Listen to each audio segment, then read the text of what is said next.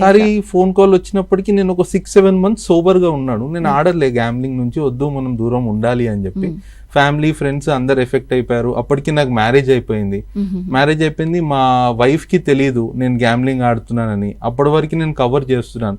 కానీ 2021లో తనకు కూడా తెలిసిపోయింది వీడు ఒక గ్యాంబ్లింగ్ అడిక్ట్ అని. వాళ్ళ పేరెంట్స్ మా పేరెంట్స్ తోటి గొడవ పడడము, ఒక అడిక్ట్ నిచ్చి చేశారు మాకు అని చెప్పి. అది మా పేరెంట్స్ కి కూడా తెలియదు అనమాట, ఎందుకంటే ఈ జబ్బు అలాంటిది లోపల. సో దాని తర్వాత నాకు ఒక్క పర్సనల్ లోన్ అని ఒక కాల్ వచ్చింది.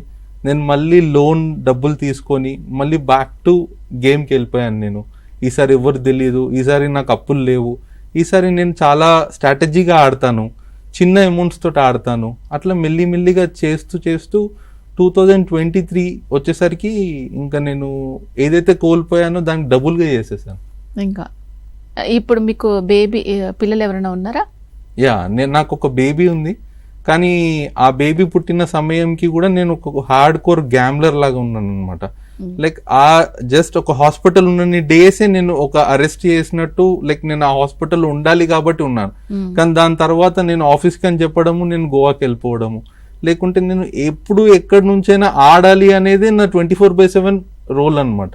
నాకు ఇంకా వేరే రెస్పాన్సిబిలిటీస్ కానీ ఏది కూడా ఉండకపోతుండే.